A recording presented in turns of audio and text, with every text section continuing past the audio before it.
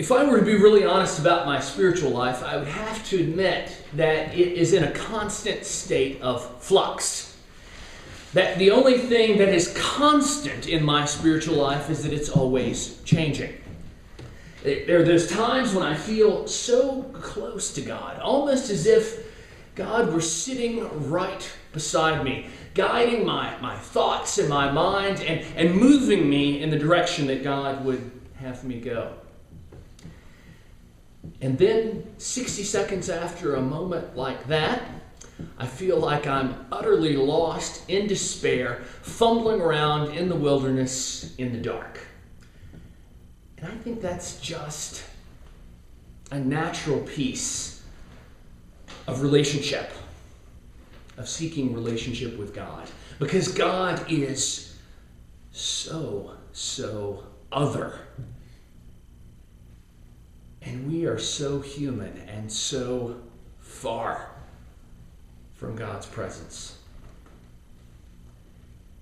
As we look at the lessons for this morning, they all give us sort of snapshots of people in different phases of their relationship with God. In the Old Testament lesson, we have the story of Moses, and we have the theophany, fancy way of saying God showing God's self in a really big deal way. In the burning bush. This is God saying hello to Moses. And we have that whole dialogue. Who are you? What do you want? Say again. And then when we move into the psalm, we have the psalmist reflecting on what it's like to be in relationship with God, obviously having a very good day with God. Uttering words of absolute trust and absolute faithfulness. Oh God, you are my God. Eagerly I seek you. I meditate upon you day and night on my bed. I know you're here. I know you care for me. But then we move in to the gospel lesson, which is where perhaps we live most of the time. Jesus is engaging a crowd, but they're questioning him.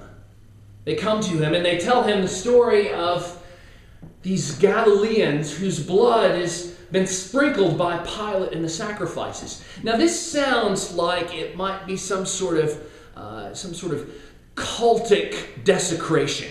Sounds like something may be happening in the temple. There's some worship going on, and Pilate came in under the cover of darkness and violated the sacrifice. That's not exactly what's happening here.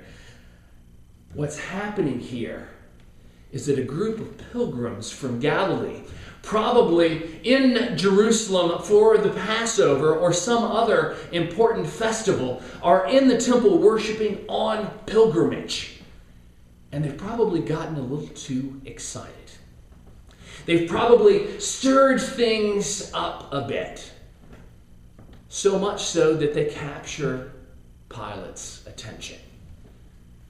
Now, the last thing you want to do in Jerusalem is capture Pilate's attention. Because Pilate has basically one way of responding. He sends a detachment of soldiers into the temple, and they slaughter those pilgrims immediately. So literally, their blood was sprinkled with the sacrifices. So the crowd that approaches Jesus to listen and to quiz him essentially addresses him with that question we all have. Okay, Jesus, I like what you have to say about God. I like your stories. I like your message of love. I like everything you do. But what does it mean for us that in the very midst of devotion to God, we suffer? And some are killed. How does this all connect with what you say. And then Jesus highlights again that Tower of Siloam piece, which again apparently was some sort of disaster where people were killed in Jerusalem, and there must have been some sort of religious connection to it. But history and even the scriptures tell us very little about that whole story. It's sort of a shadowy illusion. And they say, essentially, Jesus quizzers, is God behind this? Is God the cause of these things happening? If so, do we really want to be in a relationship with a God like that? And Jesus says no, unequivocally, no. This is not God's design. This is not what God is about. But if you don't change directions, you'll perish in the same way. You see, Jesus is being very subtle here.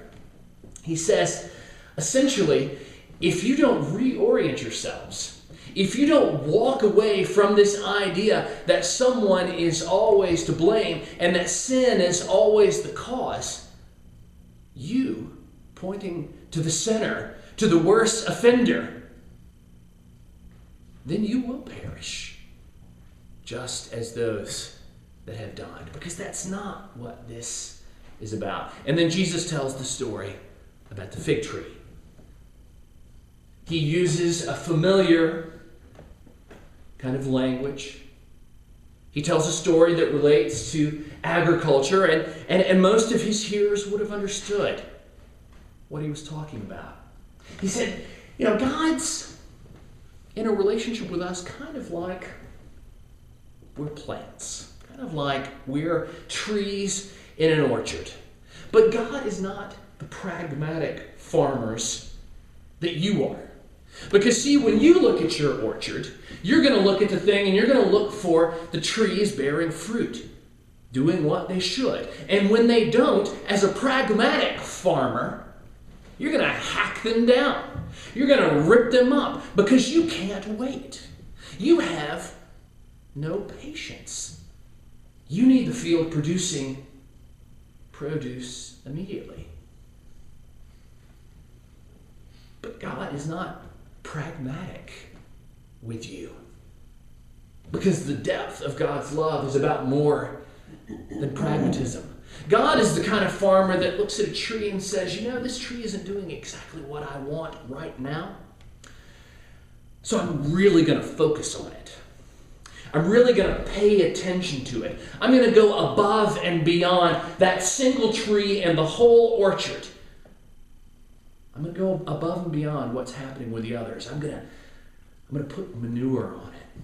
I'm going to fertilize it. I'm going to water it. I'm going to talk to it. I'm going to care for it. And I know that if I do this, then that tree is going to bear the kind of fruit it's designed to bear. God's not the pragmatic farmer ready to hack the thing down.